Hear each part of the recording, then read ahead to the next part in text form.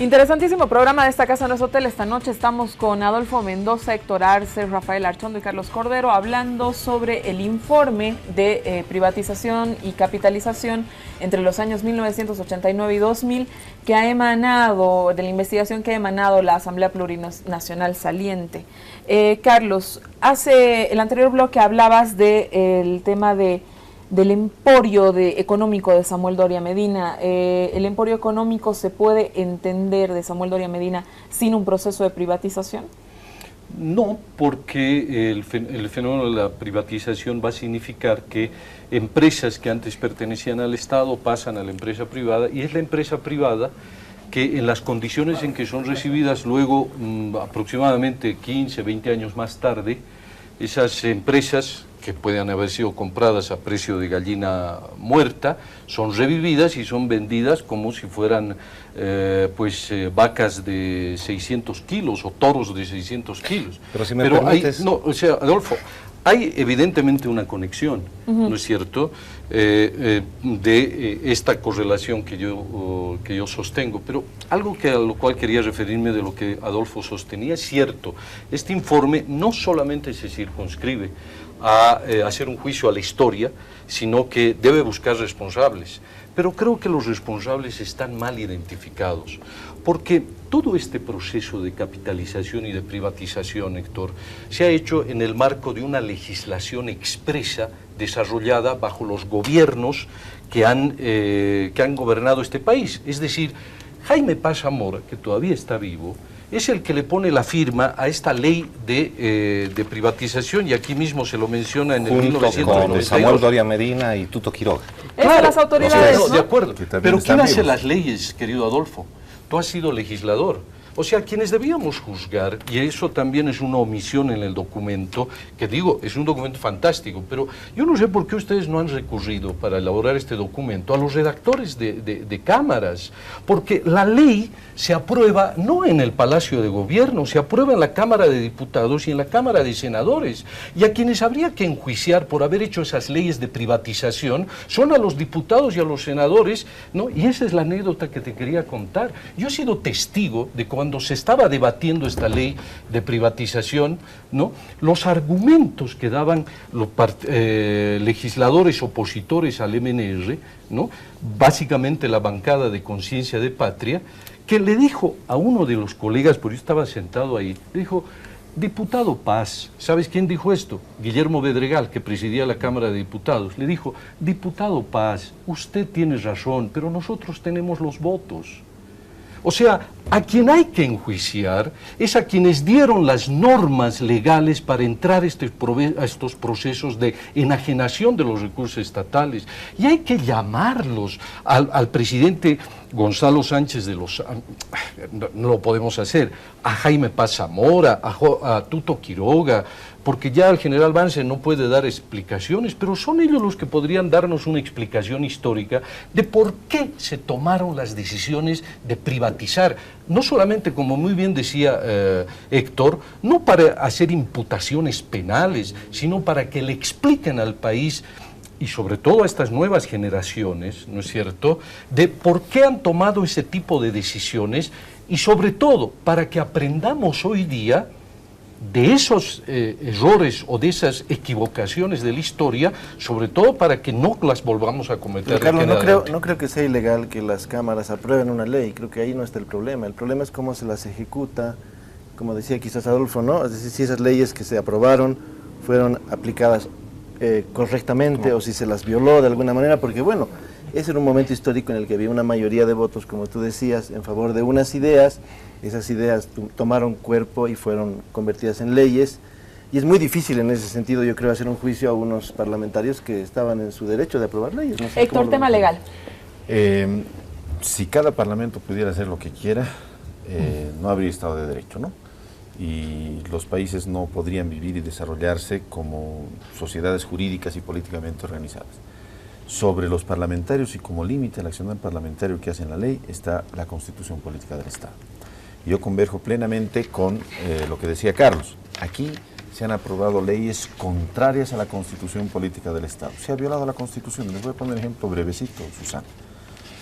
Yo he sido legislador, soy presidente de la Cámara de Diputados 2 años y he estado 4 años en el Parlamento. Y nos aburríamos aprobando, Adolfo debe acordarse también, nos aburríamos a veces aprobando la enajenación de un terreno para la construcción de una escuelita en tal zona del departamento o de la ciudad de Oruro. ¿Por qué? La Constitución vigente y la Constitución del año 1967, su artículo 131, 132, 133, establecía esa base.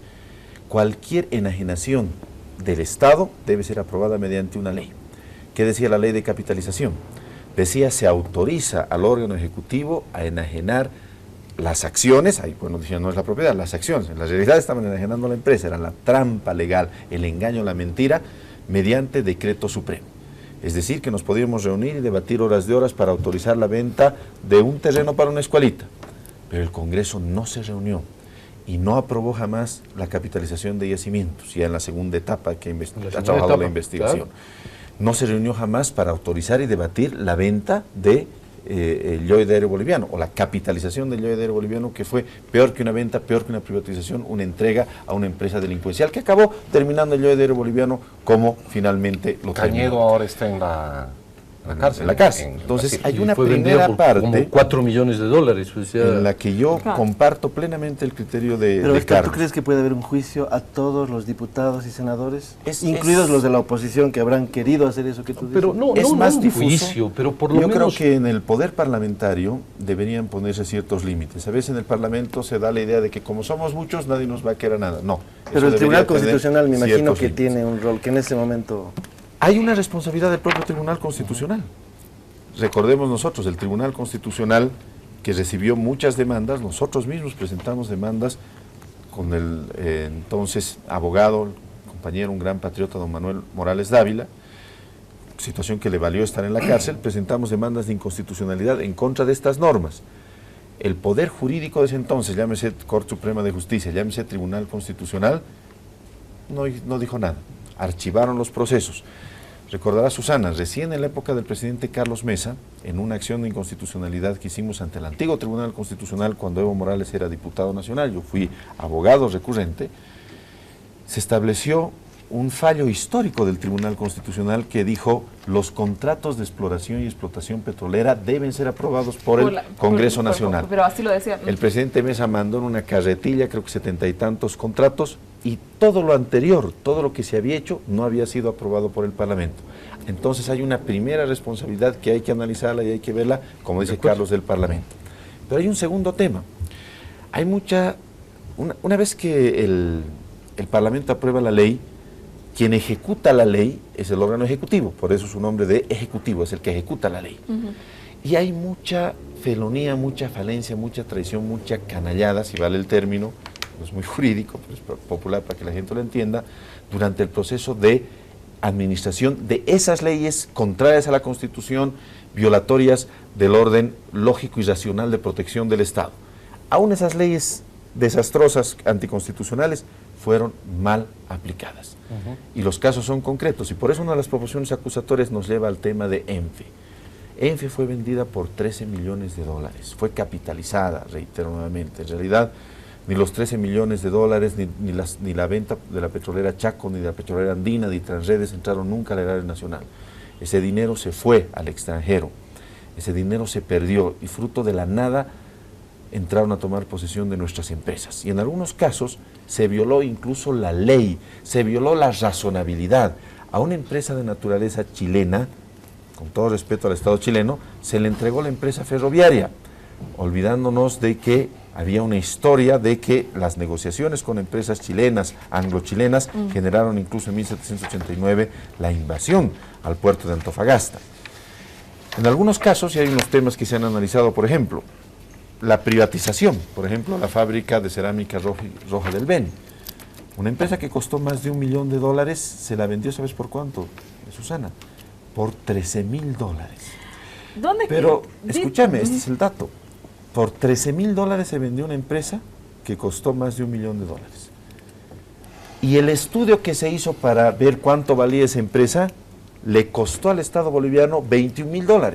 Eso no lo pagamos, nosotros nos endeudamos $21,000 para pagar un estudio de una empresa que valía más de $1 millón, y acabamos vendiéndola en $13.000. Entonces, eso ya, Carlos, ya no te resiste ningún análisis, ni siquiera a la luz del derecho, ¿no es cierto? Es la lógica, es la razón suficiente, es la mínima intelectualidad. Esas eran verdaderas ofensas a la mínima intelectualidad de cualquier ser humano. Esas eran ofensas a la intelectualidad del pueblo boliviano.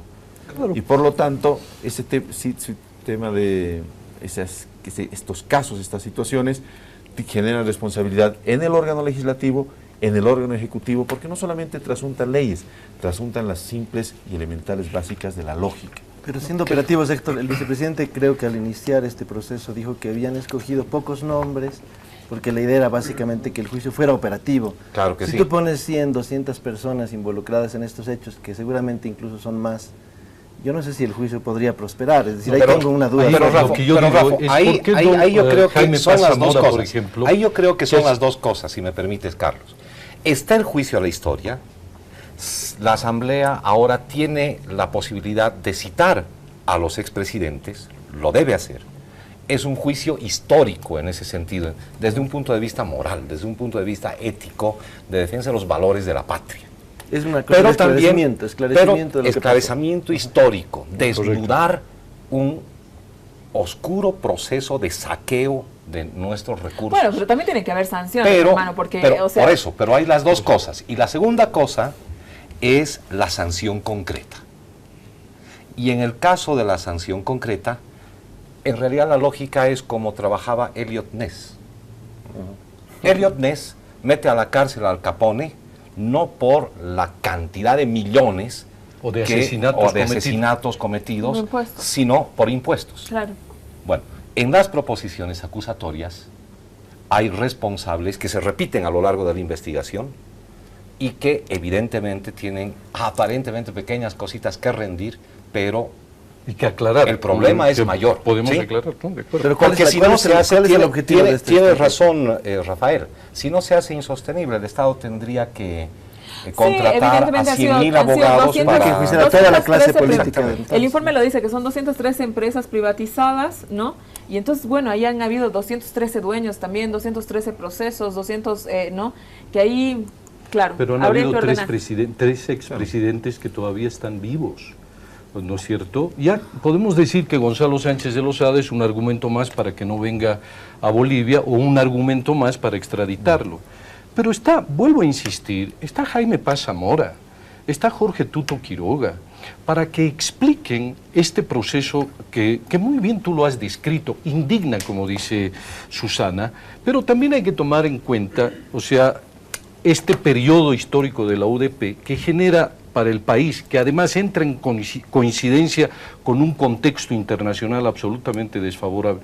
Las empresas del Estado tenían empleados que no podían ser pagados con los salarios, los precios de las materias primas habían caído por los suelos, o sea, las empresas nadie las quería comprar. No, perdón, eso es falso. Ese es uno de los grandes mitos. Pero habían tú mismo y en el documento, habían algunas empresas que estaban en quiebra, pero Adolfo, pero otras eran productivas y fueron engordadas. En el mismo documento esa es una de las mentiras que se nos vendió.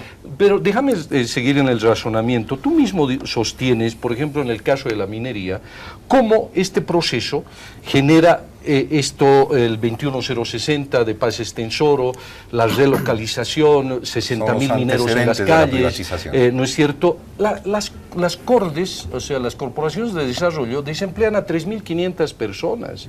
O sea, hay un problema social, evidentemente, pero eso es lo que debemos aclarar, en sentido de que hay responsables que han firmado decretos, han habido legisladores que han generado la normativa sobre la cual se hizo el proceso de privatización, enajenación de los bienes del Estado, y no es necesario convocar a todos, pues muchos ya están muertos, pero hay algunos que sí están vivos y todavía son funcionarios gubernamentales. Carlos, una pregunta. La privatización, el proceso de privatización y el proceso de capitalización como procesos como tal, ¿están bien? No, yo estoy también indignado y estoy en contra de todo eso y toda la argumentación conclusiva que presenta el informe, estoy absolutamente de acuerdo. Hay explicaciones que nos ponen en evidencia de que fue un proceso que ha no solamente debilitado el aparato estatal, sino que ha ido en contra de la ciudadanía, pero... Hablas de aquellas empresas que no eran productivas. Entonces, ¿qué se tendría desde tu perspectiva que haber hecho con esas empresas que no eran productivas? Las circunstancias de ese momento yo creo que obligaron a los gobernantes a enajenarlos, porque eran... tenías, por ejemplo, una carga, una masa laboral que no podías sostener. ¿Por qué el discurso del presidente Paz Extensoro, Bolivia se nos muere? ¿Por qué se desemplea a más de 60.000 personas del sector minero?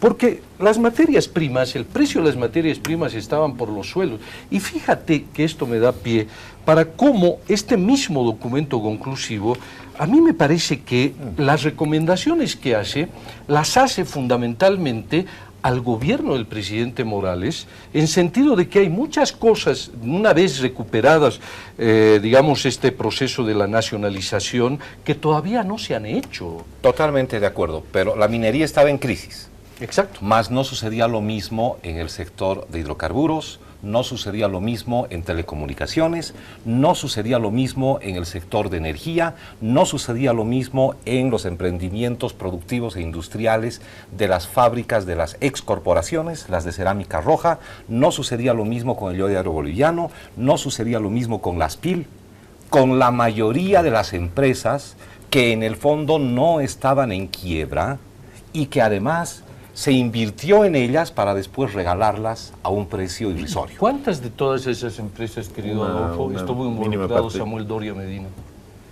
En Fundapro, porque el informe plantea eso. No puedes reducir el informe de privatización a la proposición acusatoria. Pero eso es lo que hace el documento. Eso es lo que hace el documento. Adolfo, yo tengo una pregunta al respecto. Tú decías que están aplicando una técnica o un poco la idea de Elliot Ness, ¿no? Es decir, no buscas, digamos, sancionar por el tema grande, sino encuentras algo tal vez mucho más fácil de verificar, y más fácil de probar, y después.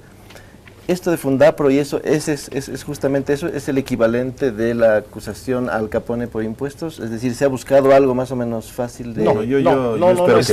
No es eso. Nada más hago la analogía para que los televidentes nos entiendan. Sí, yo también quiero entender. Pero el punto allí es en realidad otro.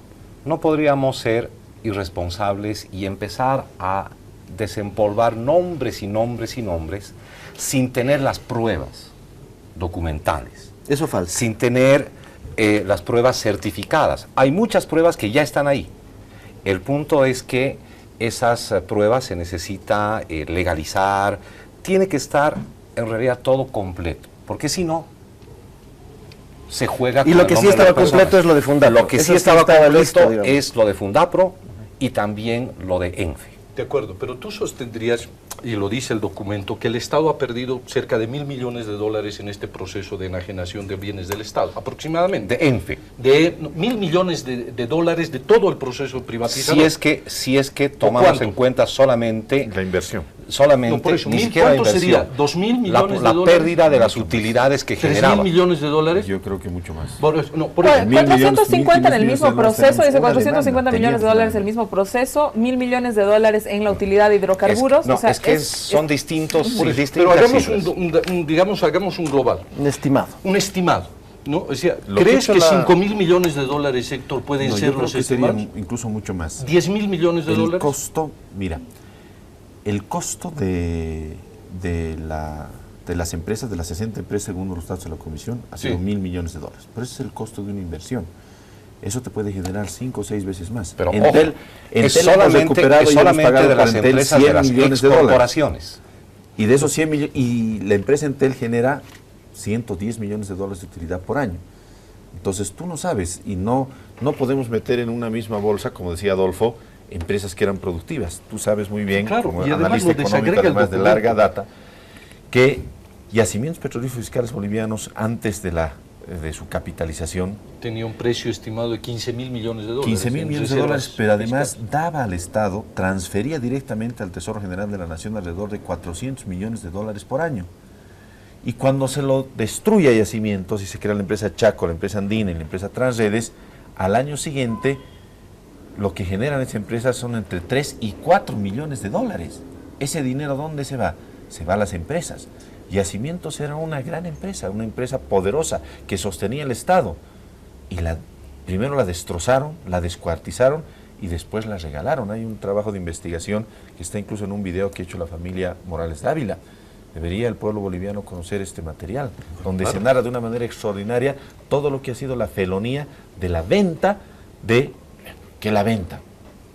Ojalá diríamos No, venta. Si si es una venta, tú vendes tu coche y lo vendes barato, lo vendes caro, pero recibes el dinero. Por tanto, la entrega, la concesión gratuita que se ha hecho de las grandes empresas, a título de poner ejemplo algunas empresas que evidentemente no eran rentables. Decían, ¿qué te digo? La empresa Fambiplan no puede pagar a sus trabajadores, es una empresa que no sirve. Es que este modelo no sirve y la vendemos la empresa, pero con ese discurso también la vendemos Yacimientos que valía 15.000 millones de dólares, la entregamos por nada. Y la vendemos el Lloyd y mira ahora cómo está BOA, un emprendimiento que no recibe un peso del Estado y que genera recursos al Estado. Disculpas, para que nos entienda la ciudadanía, no ha sido vendida. Una cosa es la pérdida de las utilidades que pudieron haber generado las empresas. Es como el lucro cesante. Exacto, el país perdió, ¿sí? Porque ya no recibía tanto como antes, cuando esas empresas eran nuestras. Otra cosa es la pérdida del Estado boliviano respecto de la inversión directa que realizó para montar esas empresas. Que es su valor en libros, como dije. Que es el valor en libros. Y otra, distinta, es la pérdida de la patria, de Bolivia, porque además nos endeudamos para generar la venta de las empresas, ¿sí? Entonces son tres elementos distintos. Me tengo que ir a un corte, vamos a volver a desmenuzar un poquito esos tres elementos. Y también, Héctor, aprovechando, has hablado del precio de Entel, que a Entel tuvimos que pagar 100 millones de dólares. Quiero que nos cuentes un poco sobre el tema de los pagos que se están haciendo por las empresas que hemos recuperado, que hemos nacionalizado, y cómo se entenderían esos pagos. Entiendo que eso mismo ahora eres tú el que está llevando adelante, que es la Procuraduría, y hay un tema ahí que nos interesa saber. Tenemos que ir a un corte. Debemos dejar la conexión que existe con Fundapro y todo esto que han sostenido con tanta firmeza. Por supuesto. No, de ninguna manera. Nos vamos a un corte y ya volvemos en esta casa nosotros.